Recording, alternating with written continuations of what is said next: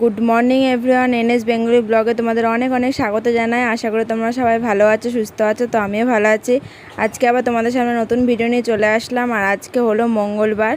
তো দেখো, সকাল সকাল ঘুম থেকে উঠেই এখন বিছানা গুছিয়ে ফেললাম ঝটাপট করে। বিছানার মধ্যে না অনেকগুলো বালিশ কাঁথা হয়ে গেছে, দেখি যেগুলো লাগে না সেগুলো সরিয়ে রাখার ইচ্ছা আছে কালকে, কারণ কালকে কাছাকাছি রয়েছে। তো তারপরে চলে আসলাম রান্নাঘরে। তো রান্নাঘরে বাটিগুলো সব গুছিয়ে নিচ্ছি, কারণ আগের দিন চাউমিন এনেছিলো তোমার দাদাভাই রাত্রেবেলা। তো চাউমিন খেয়েছিলাম, তো সেই বাটিগুলোই আর কি ওখানে রেখে দিয়েছিলাম ধুয়ে। এখন সব তুলে রাখছি। তো এগুলোকে তুলে নিয়ে তারপরে এখন মানে কালকে বলো তো কি সোমবার ছিল, মানে সপ্তাহ, তোমরা তো জানো যে সপ্তাহে সপ্তাহে বাজার আসে আমাদের বাড়িতে। সব বাজারই করে নিয়ে এসছে বাবা। সব কালকে রাত্রেবেলা সব ঢালা হয়ে গেছে, শুধু এই বিস্কুটের প্যাকেটটা রেখে দিয়েছিলাম যে পরের দিন ঢালবো। আর এখন তাড়াতাড়ি করে ঢেলে দিচ্ছি, কারণ তোমার দাদাভাই গেছে ব্রাশ করতে, এসেই বিস্কুট জল খেয়েই চলে যাবে কাজে। তো এই কারণের জন্য ঝটাপট করে আগে ওকে বিস্কুটটা কোটোতে ঢেলে দিলাম, তারপরে যাব আমি ব্রাশ করতে। জানোই যে তোমার দাদাভাই আর কি তা মানে শাড়ি বোনায়, তো ওটা ভোরবেলায় যেতে হয় কাজে।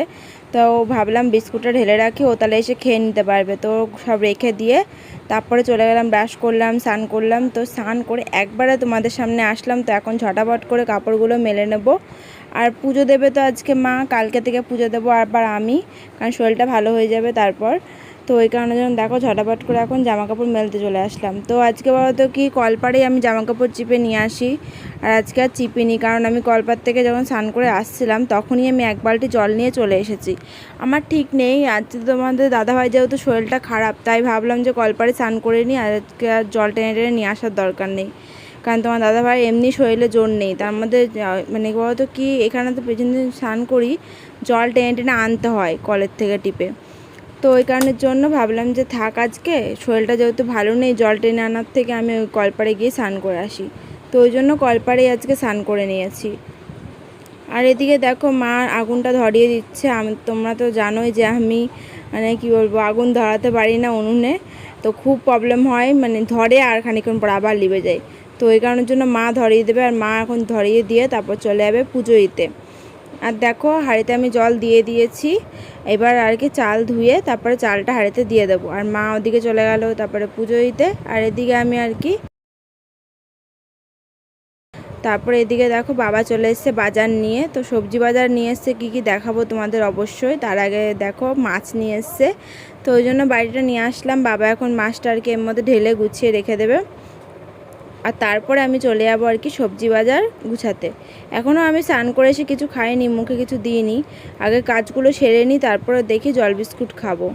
তো দেখো এদিকে আমি এখন চাল ধুয়ে চলে এসেছি আর কি, বাজারগুলো গুছিয়ে নাও।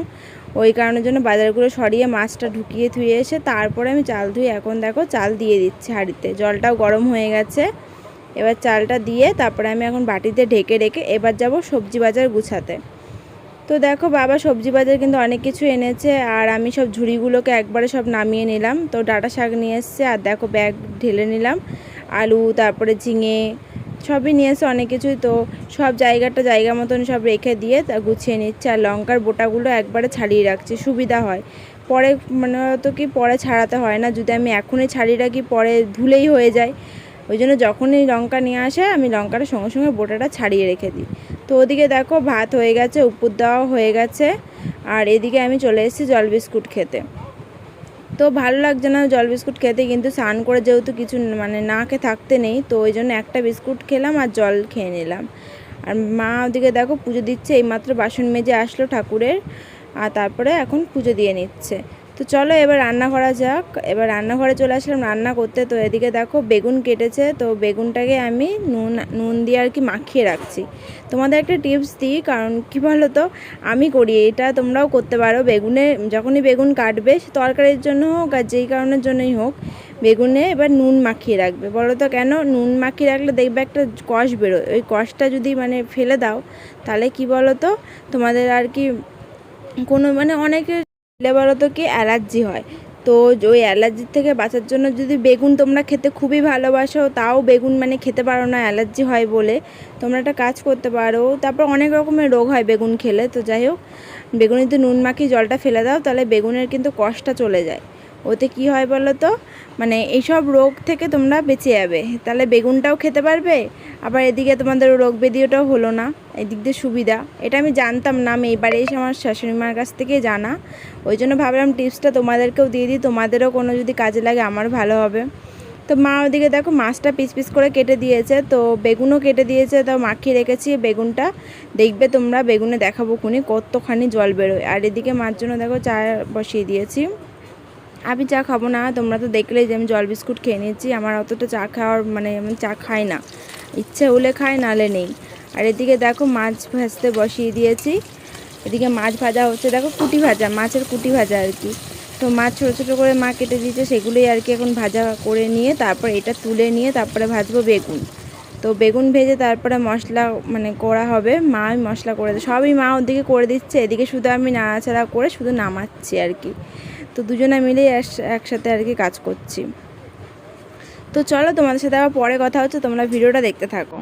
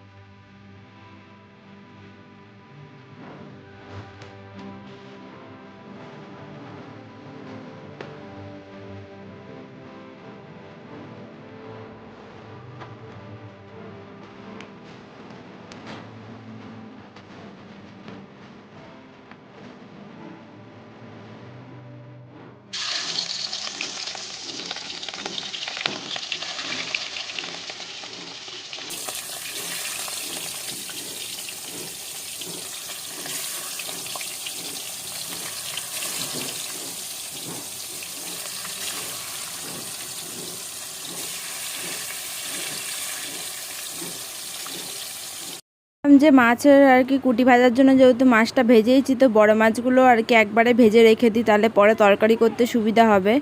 তো এই কারণের জন্য বড় মাছগুলো দেখো আমি একবারে ভেজে নিলাম, নিয়ে তাহলে এবার বলো তো কি সুবিধা, মাছটা যেহেতু ভাজা থাকলো তো পরে আর মাছটা ভাজা করতে হবে না। তো এরপর দিয়ে দিলাম দেখো তেলে বেগুন।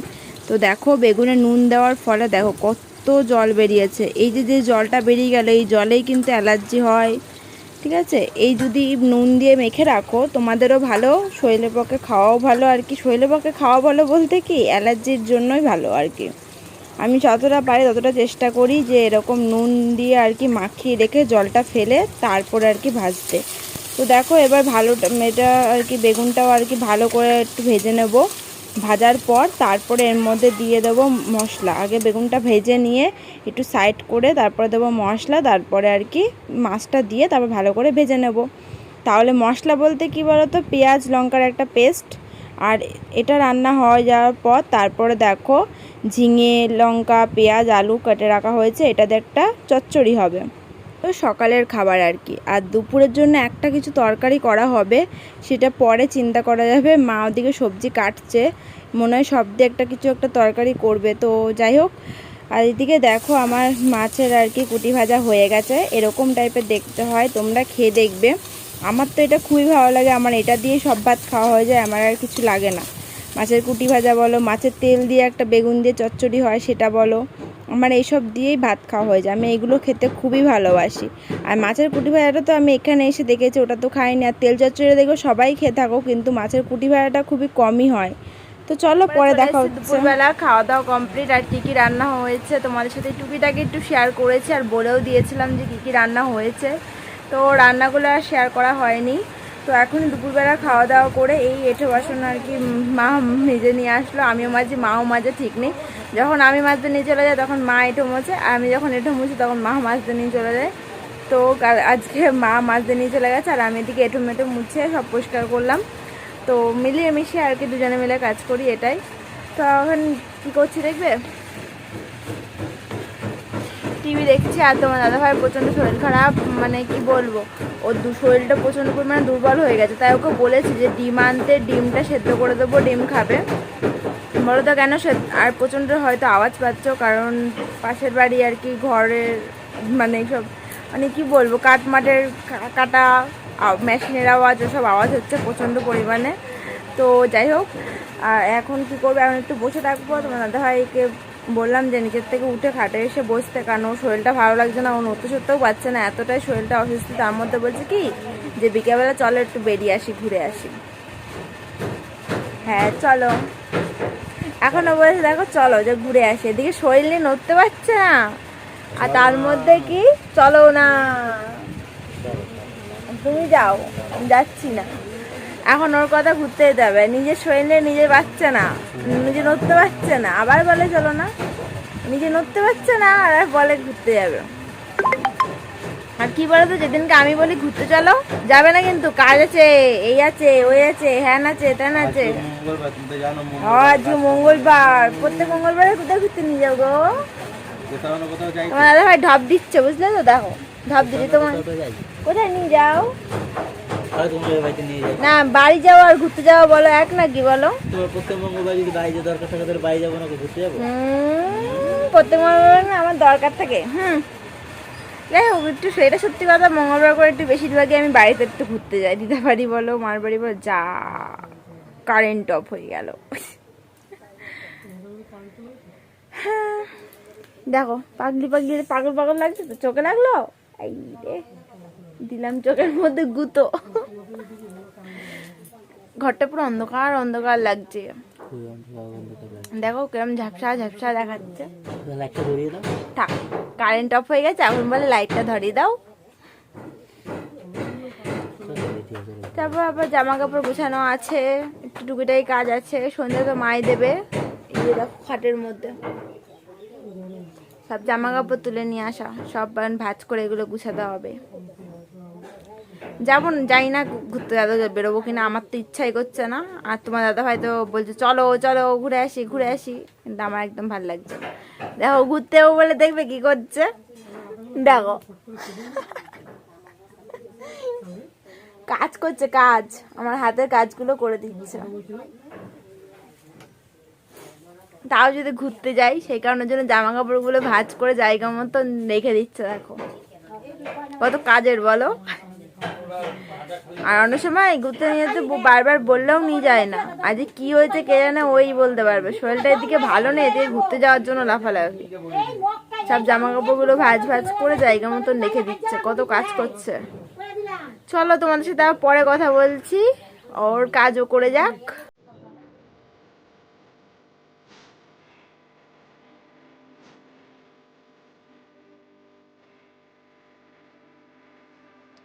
হয়ে গেছি, এখন যেতেই হবে, তোমার দাদাভাই মানে নিয়েই যাবে ঘুরতে।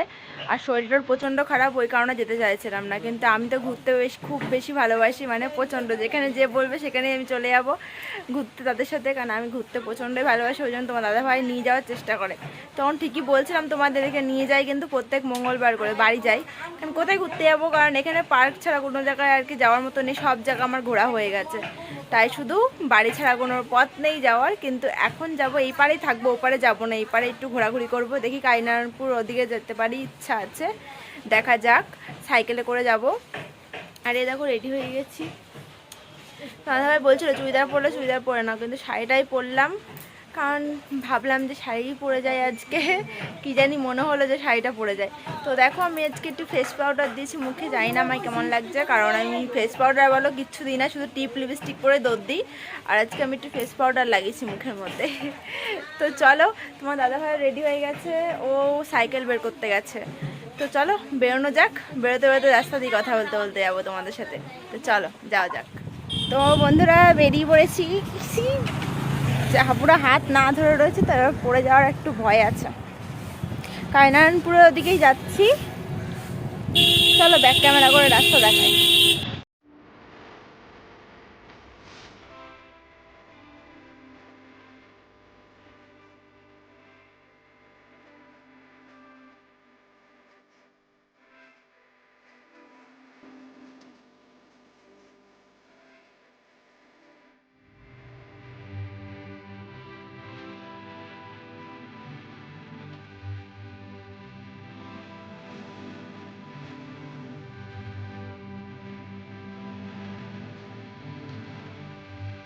পৌঁছে গেছি কালিনারায়ণপুর, এখন স্টেশন যাচ্ছি।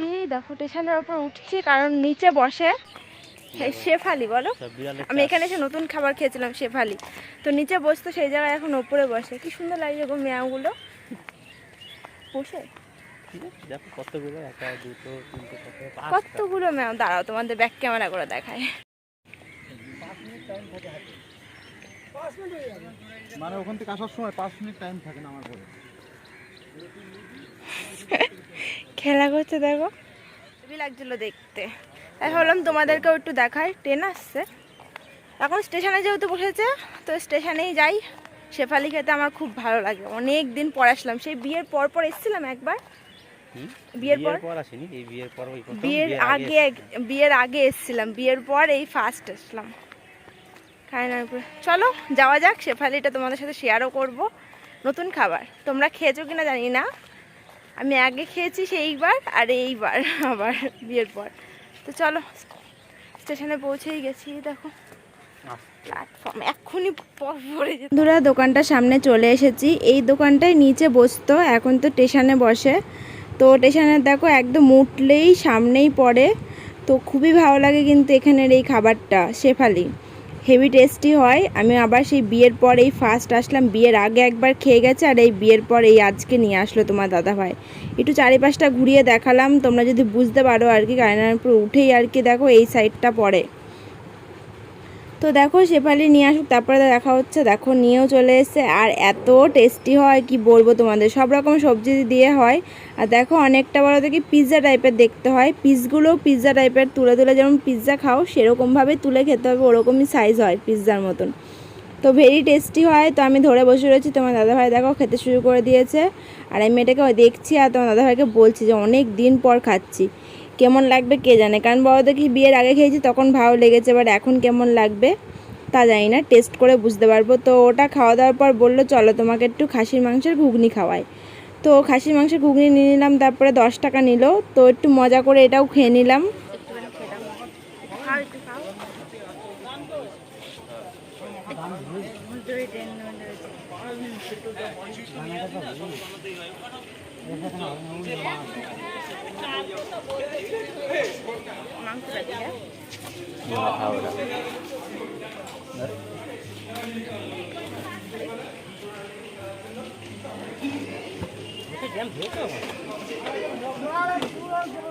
খাওয়ার পর দেখো বাড়ি ফেরার পথেই মানে স্টেশনেই বিক্রি করছিল আর কি লেবু, তো মৌসুমি লেবু কটা নিয়ে নিলাম। আবার তো কি শেফালির দামটা তোমাদের বলে দিই, 25 টাকা করে প্লেট নেয়। তো দুজনা দুটো নিয়েছি 50 টাকা দিয়ে, খেয়ে চলে এসেছি। আর 10 টাকা নিল মাংসের ঘুগনি। খাওয়া দাওয়া কমপ্লিট, এখন সোজা বাড়ি। ওখানে সাইকেল দেখা হয়েছে, সাইকেলটা নেওয়া হবে, নিয়ে সোজা বাড়ি চলে যাবো। এই দেখো সিঁড়িটা হাঁটছি, এত ঢালু সিঁড়িটা, মানে খুব ভয় লাগছে আমারই হাঁটতে, তাই হাত ধরে হাঁটছি। তোমার দাদা ভাই যদি পড়ে যায়, কারণ তোমাদের সাথে কথা বলছি আবার। তো চলো বাড়ি যাই, তারপরে পরে তোমাদের সাথে বাড়ি গিয়ে কথা হবে। আর কিছু শেয়ার করিনি কারণ পুরো অন্ধকার ছিল। আর দেখো বাড়ির রাস্তায় চলে এসেছি, আর দোকান থেকে একটুখানি চকোস নিয়ে নিলাম। তো সবসময় তো কুরকুরে চিপস খাই, এবার না চকোসই খেলাম। আর এখানে ভয়েস দিতাম না, এখানে রেডিওটাই দিতাম, কিন্তু টিভি চলছিল ওই জন্য দিতে পারলাম না। আর মাকে বলছিলাম যে প্যাকেটটা খোলো, দেখো তোমার জন্য কী নিয়ে এসেছি, কিন্তু ওটা লেবু নিয়ে এসেছি। নিয়ে তারপর দেখো এখানে বসে পড়লাম ড্রেস চেঞ্জ করে, এখন টিভি চলছে তোমরা বুঝতেই পারছো, ওই জন্য ভয়েস ওভার দিতেও পারছি না, মানে তোমাদের সাথে ভয়েস ওভার বলছি, তোমাদের সাথে কথা বলতে পারছি না এই কারণের জন্যই। তো তোমার দাদাভাইয়ের জন্য ওয়েট করছি, তোমার দাদাভাই মুখ হাত পা ধুতে গেল আর কি, বললাম দাঁড়াও আমি আসছি আর চকোসটা খাবো বললাম, তাই বললাম যে তাড়াতাড়ি আসো তারপর একসাথে খাবো সবাই মিলে। তো তারপর দেখো তোমার দাদাভাইও চলে এসছে, তারপর চকোসটা খেলাম আর খুব মজা করলাম। তোমরা আস্তে আস্তে পেটে ব্যথা হয়ে যাবে, দেখো আমরা কি করছিলাম আমি ওর সাথে, ওর মুখের সামনে দিয়েও মুখের থেকে কেড়ে নিয়ে দেখো খেয়ে নিচ্ছি আর হাসাহাসি করছি। তোমার দাদাভাই তো আমার ওপর পুরো রেগে ফায়ার হয়ে গেছে, কেন আমি ওর মুখের সামনে থেকে নিয়ে খেয়ে নিচ্ছি, তাই বলছে আমি আর খাবোই না। দেখো প্রত্যেকবার 3-4 বার করে নিয়ে তারপরে বললাম যে না খাও এবার তুমি। তো খাচ্ছিল না জানো, তারপর মুখের সামনে যখনই দিয়েছি মানে কেড়ে খেয়ে নিয়েছে, দেখো তোমরা দেখতে পারবে। এবার যে সাজান দেখো, ও ভাবলো কি আমি কেড়ে নিয়ে নেবো, কিন্তু তখন সত্যি কাটতাম না, ওকে দিয়ে দিলাম। তারপরে চলে আসলাম চা করতে, কারণ মা মুড়ি খেয়েছে, মার শরীরটা ভালো লাগছে না, তাই মাকে ঝটাপট করে এখন একটু চা করে দেবো। চা করে দিলাম আর আমিও একটু চা খেলাম, কারণ আমারও মন ইচ্ছা করলো যে একটু চা খাই তাই। তো চলো বন্ধুরা, আজকের মতন ভিডিওটা এই পর্যন্তই। তোমাদের যদি ভিডিওটা ভালো লেগে থাকে অবশ্যই চ্যানেলটাকে সাবস্ক্রাইব করে দিও। তো আবার নেক্সট দিন নতুন করে তোমাদের সাথে দেখা হয়ে যাবে। তো বন্ধুরা, আজকের মতন টাটা।